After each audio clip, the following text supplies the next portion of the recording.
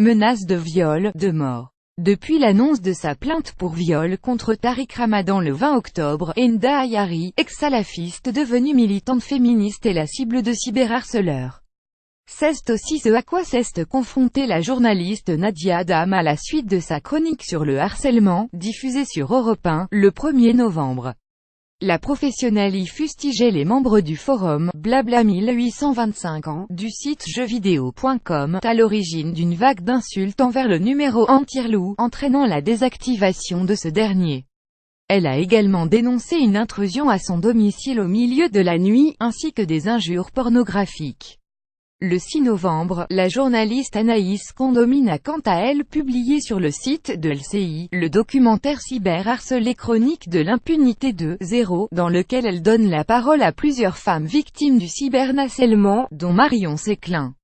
Aude Ventéjou, psychologue spécialisée en cybercriminologie, nous aide à décrypter et appréhender un tel déferlement de haine en ligne.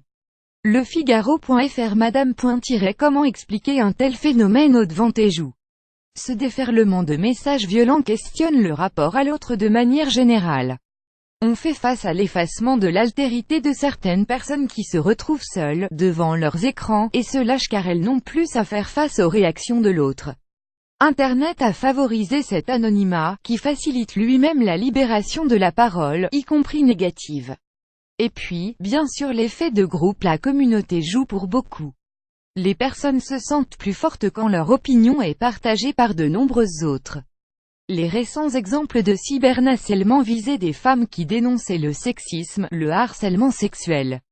Pourquoi elles plus que d'autres? Le sujet est sensible car il remet en question la place de l'homme et de la femme dans la société. Je pense que ce sujet est très sensible car il touche à des choses intimes en remettant en question la place de l'homme et de la femme dans la société.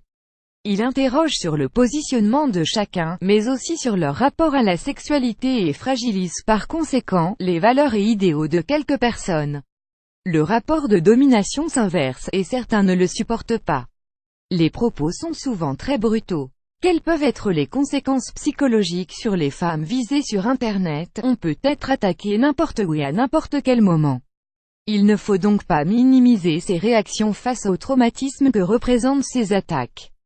Les conséquences psychologiques peuvent être variées: stress post-traumatique, isolement, peur de retourner sur les médias, augmentation de l'anxiété, développement de la paranoïa, phobie.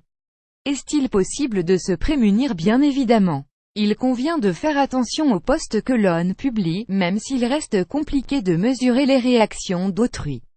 Se brimer et ne plus s'exprimer n'est également pas une solution, comme le fait d'éteindre ses appareils alors que l'on en a besoin.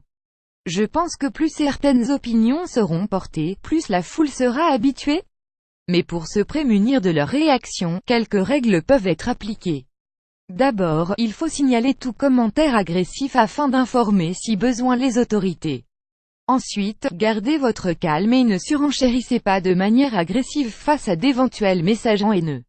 Enfin, gardez toujours en tête qu'il faut vous protéger, et pour cela n'hésitez pas à consulter un professionnel pour en parler. En vidéo, le court-métrage qui dénonce la pression subie par les femmes pendant les scènes de sexe.